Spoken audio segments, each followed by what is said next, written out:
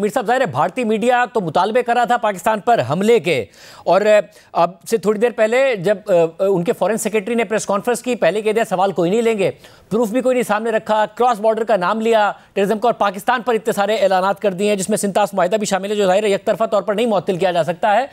किस तरीके से देख रहे हैं आप इस सारी पेशरफ्त को? देखिए, ये सारी पेशरफ्त है, ये मेरे ख्याल में तो जो इंडिया का इंटेलिजेंस फेलियर है और जो उनकी सिक्योरिटी फोर्सेस की क्रिमिनल नेग्लिजेंस है, उसको छुपाने के लिए इंडिया जो है वो ओवर रिएक्ट कर रहा है, और कोई बहुत ज्यादा ही ओवर रिएक्ट कर दिया उन्होंने, क्योंकि ये तो इंटरनेशनल लॉ की सरीहन खिलाफवर्जी है। जो इंडस वाटर ट्रीटी को उन्होंने सस्पेंड करने का ऐलान किया, ये तो पॉसिबल ही नहीं है उनके लिए। लेकिन अब उन्होंने अगर कर दिया तो इसका मतलब ये है कि इंडिया जो है वो अब साउथ एशिया में कोई इजराइल का रोल जो है वो अदा करने की तैयारी कर रहा है, क्योंकि इजराइल जो है वो भी इसी तरह इंटरनेशनल लॉ को वायलेट करता है, यूनाइटेड नेशंस की रेजोल्यूशन को भी नहीं मानता। तो इंडिया जो है वो यूएन रेजोल्यूशन को तो काफी अरसे से नहीं मानता, लेकिन अब जो इंटरनेशनल ट्रीटीज हैं अगर उनको भी वायलेट कर रहा है तो ये एक बड़ी ही तशवीशनाक सूरत हाल है।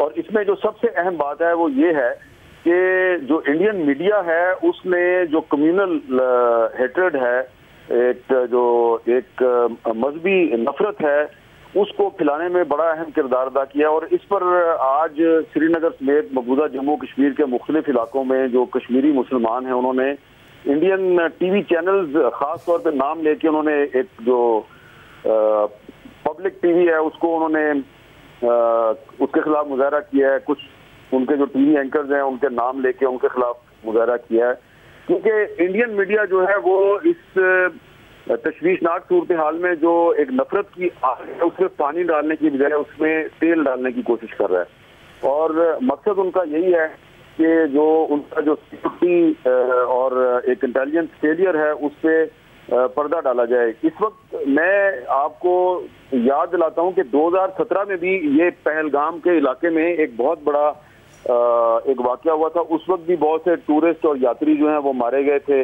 फिर ये 2023 में भी मारे गए। ये कई दफा यहाँ पे ये वाकया हो चुका है, और बजाय के जो सिक्योरिटी फोर्सेज हैं वो यहाँ पे टूरिस्टों की हिफाजत का इंतजाम करती हैं, उन्होंने उनको बिल्कुल एक बहुत बुलंद बाला पहाड़ी मुकाम पर जाने की इजाजत दे दी जहाँ पर के पहले भी हमले हो चुके हैं। तो ये जो भी इंडिया की तरफ से किया जा रहा है ये दरअसल उनकी जो इंटेलिजेंस फेलियर है उसको छुपाने की कोशिश है। अच्छा, इस सब में ज़रा जो वहाँ के शहरी हैं वो भी कह रहे हैं कि ये सिक्योरिटी फेलियर हो कैसे गया। मुतासरा ख़ानदानों में से भी एक आध ने ये आवाज़ उठाई, अपोजिशन की तरफ से भी तनकीद हो रही है कि जो वज़ीर-ए-आज़म मोदी की पॉलिसीज़ रही हैं उस हवाले से बहुत सारे सवालात उठते हैं, मगर भारतीय मीडिया का हम देख रहे हैं कि बहुत ही एक वॉर मॉन्गरिंग करता नज़र आ रहा है, एक कंप्लीट हमले का मुतालबा करता नज़र आ रहा है। आपको लगता है कि इस वक्त होस्टेज हो गए हैं नरेंद्र मोदी भारतीय मीडिया के? कोई कुछ बताया भी नहीं, कोई सबूत, कोई ऐसी बात भी नहीं सामने रखी और इतने बड़े बड़े ऐलानात कर दिए? शाहिद साहब, मेरा ख्याल है कि नरेंद्र मोदी जो है वो भारतीय मीडिया के होस्टेज नहीं है। भारतीय मीडिया जो है वो नरेंद्र मोदी का होस्टेज है, और इसको इसीलिए गोडी मीडिया कहा जाता है। तो ये जो भी इंडियन मीडिया कर रहा है वो मोदी हुकूमत जो है उसकी डिक्टेशन पे कर रहा है। कोई इतना ये आज़ाद मीडिया तो है नहीं है। तो इसमें देखें ना, एक बड़ी मिसाल मैं आपको पेश करता हूँ कि 2 पॉइंट्स हैं जो कि इंडियन मीडिया ने उनको इग्नोर किया है। पहला पॉइंट जो है वो ये है कि वो कह रहे हैं जी कि ये जो मिलिटेंट थे इन्होंने वहाँ जो टूरिस्ट थे उनसे पहले उनका मजहब पूछा और फिर उनको गोली मारी। ये बिल्कुल बात गलत है।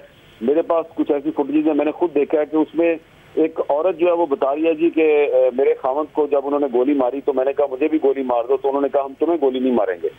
और उन्होंने उससे बिल्कुल नहीं पूछा कि तुम्हारा मजहब क्या है। फिर वहाँ पर मुकामी मुसलमान जो टूरिस्टों को बचाने की कोशिश कर रहे थे उनमें से भी एक शहीद हुआ है, आदिल हुसैन शाह, उसका आज जनाजा हुआ है। तो उसका इंडियन मीडिया ने जिक्र ही नहीं किया।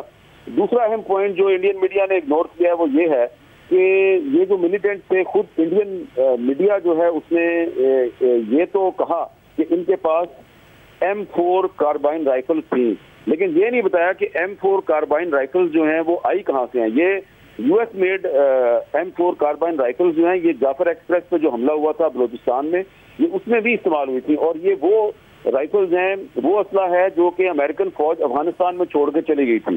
तो ये अब M4 अमेरिकन कार्बाइन राइफल्स जो हैं ये कैसे पहुंच गई पहलगाम में, जो कि लाइन ऑफ कंट्रोल से भी तकरीबन 450 किलोमीटर दूर है। श्रीनगर से भी 91 किलोमीटर दूर है पहलगाम।